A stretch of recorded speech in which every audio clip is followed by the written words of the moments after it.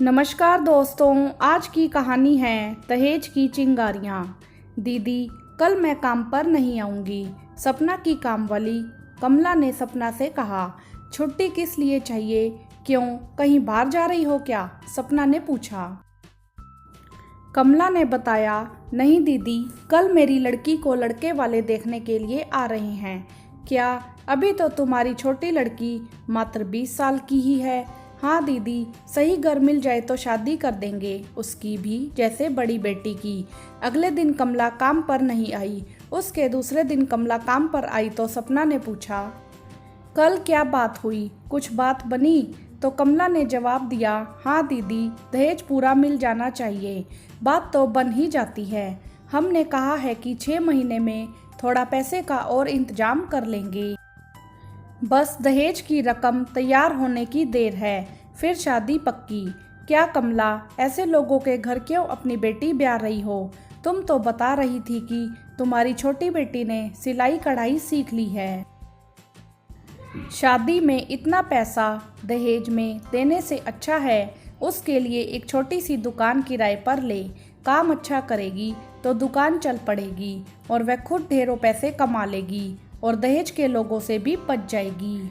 नहीं दीदी, मैं कितने घरों में काम करती हूँ। मैंने सब जगह देख लिया कि बहू नौकरी करके कितने भी रुपए कमा ले, पर ससुराल वालों का पेट तो दहेज से ही भरता है।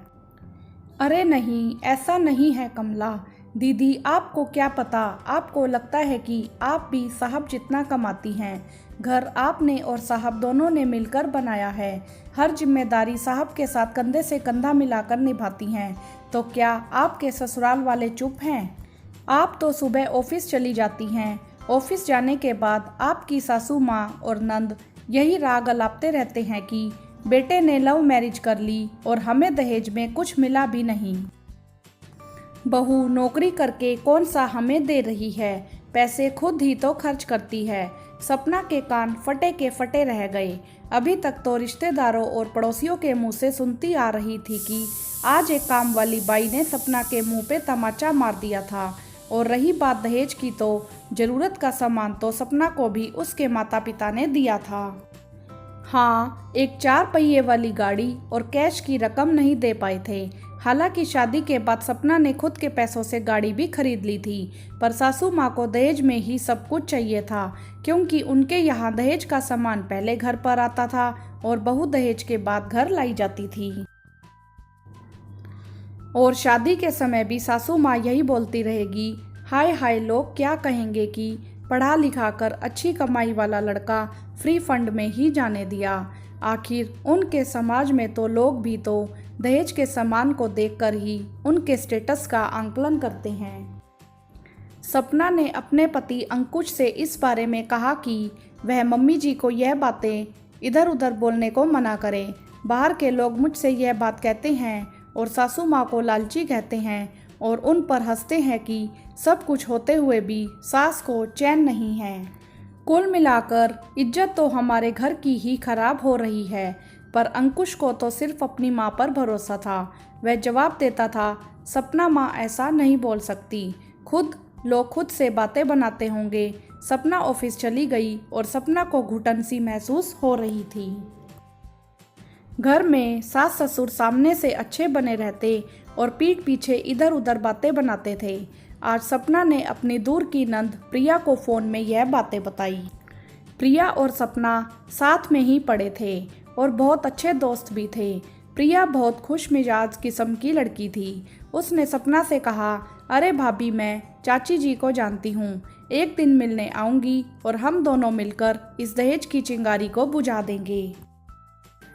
इस वीकेंड सपना ने लंच पर प्रिया को अपने घर बुलाया। अंकुश कुछ काम से अपने दोस्त के घर गया हुआ था। लंच के समय प्रिया सपना की सास के साथ बैठकर बातें कर रही थी। सपना ने प्रिया से कहा, तुम्हारी शादी की बात चल रही थी ना, क्या हुआ? तभी सासू माँ बोल पड़ी, हाँ प्रिया, शादी क्यों नहीं कर रही? नौकरी कर रही है तो क्या शादी नहीं करेगी?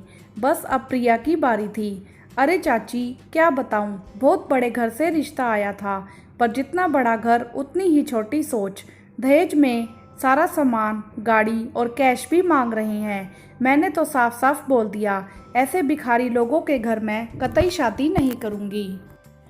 सासू माँ बोल पड़ी, देख प्रिया, अब बेटी की शादी में यह सब तो करना ही पड़ता है। क्या चाची, आप भी ऐसी बातें कर रहे हो?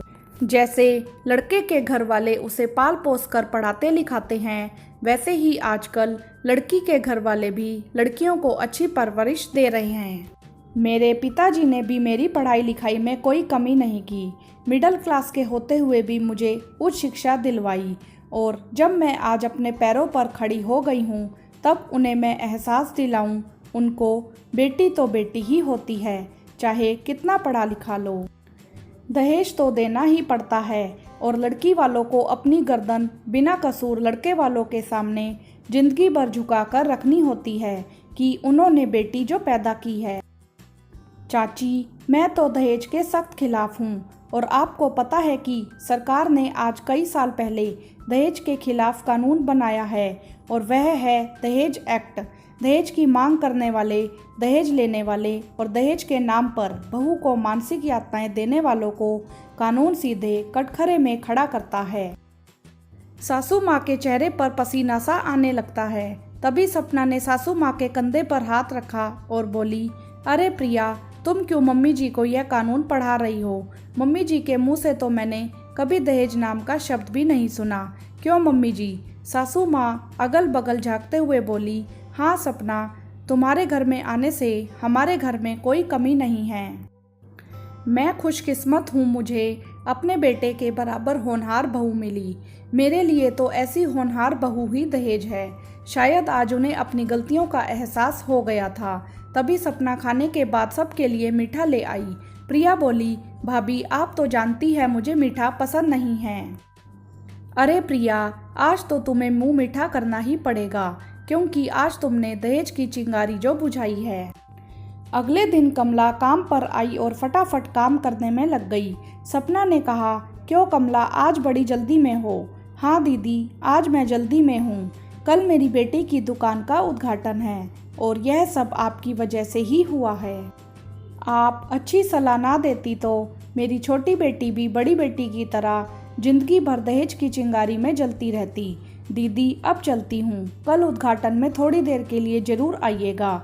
आज सपना भी बहुत खुश थी। तभी पीछे से सासू माँ ने सपना के कंधे पर हाथ रख कर कहा, सपना, कल उद्घाटन में मैं भी तुम्हारे साथ चलूंगी। मुस्कुराते हुए मम्मी जी बोली। सपना ऑफिस के लिए निकल गई। पहले समय में दहेज की आग में कई कई भागों में लड़कियां जला दी जाती थी।